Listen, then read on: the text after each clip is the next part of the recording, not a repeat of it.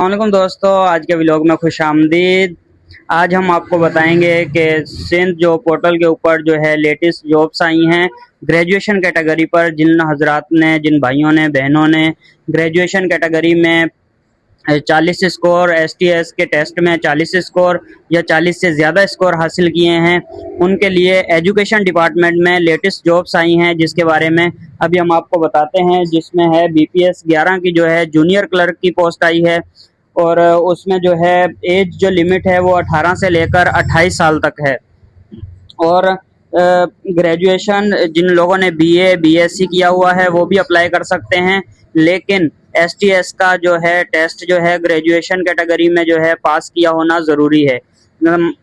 पास करने से मुराद 40 नंबर या 40 से ज़्यादा नंबर होने ज़रूरी हैं। और जिन हजरात ने पास किया हुआ है उन्होंने अगर सिंध जॉब पोर्टल के ऊपर अभी तक अपना पोर्टल नहीं बनाया तो आज ही उस पर पोर्टल बनाएं। और अप्लाई करने की इसमें कोई फीस नहीं है, आपका सिर्फ डायरेक्ट आपने पोस्ट के ऊपर अप्लाई कर देना है। और इसमें आई हैं जूनियर क्लर्क की पोस्ट आई है, एक वैकेंसी है जूनियर क्लर्क की, और BPS 14 की जूनियर स्केल स्टेनोग्राफर की एक वैकेंसी है, और डेटा इनपुट ऑपरेटर BPS 12 की जो है 3 वैकेंसियां हैं।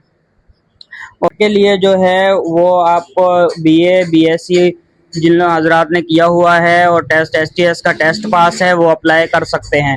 उसके बाद जूनियर स्केल स्टेनोग्राफर में भी जो है आपने अगर 2 साल ग्रेजुएशन की हुई है तो आप अप्लाई कर सकते हैं, लेकिन डेटा इनपुट ऑपरेटर में जो है आपकी 4 साल ग्रेजुएशन होना ज़रूरी है। उसके बाद आपको बताते चलेंगे सिंध जॉब पोर्टल का जो क्राइटेरिया है सिलेक्शन का, वो क्राइटेरिया कुछ इस तरह है कि आपने सबसे पहले तो आपने अप्लाई करने के लिए जो है आपने अगर टेस्ट पास किया हुआ है तो आप सिंध जॉब पोर्टल के ऊपर जो है अपनी ID लॉगिन करेंगे। लॉगिन करने के बाद जो है आप उसमें जो लेटेस्ट जॉब्स आई हुई हैं उसमें आप देखेंगे, और उसमें अगर आपका क्राइटेरिया मैच करता है तो उसमें आप अप्लाई करेंगे। अप्लाई करने के बाद जो है अभी नेक्स्ट प्रोसेस अभी हम आपको बताएंगे कि नेक्स्ट प्रोसेस जो है इससे आगे किस तरह सिलेक्शन होगी। अप्लाई करने से ज्वाइनिंग होने तक का प्रोसेस जो है सिंध जॉब पोर्टल का जो क्राइटेरिया है उसके मुताबिक क्या है अभी हम आपको बताते हैं। उसमें आप अप्लाई करेंगे, अप्लाई करने के बाद शॉर्ट लिस्ट किया जाएगा। शॉर्ट लिस्ट उन हजरात को किया जाएगा जिनके मार्क्स ज़्यादा हैं। एक मिसाल है कि जो 90 वाले हैं या 80 प्लस वाले हैं, 70 वाले हैं, इनकी पहले सिलेक्शन की जाएगी, और उसके बाद जो है फिर इस तरह स्टेप बाय स्टेप सिलेक्शन होगी ऊपर से नीचे की तरफ। 100 से स्टार्ट करेंगे नीचे की तरफ, जिन्होंने जितने जितने नंबर उठाए हुए हैं उस हिसाब से सिलेक्शन होगी। ये सिलेक्शन जो है शॉर्ट लिस्ट करने का जो इनका शेड्यूल है वो इस तरह है कि एक वैकेंसी के ऊपर 5 लोगों को सिलेक्ट किया जाएगा।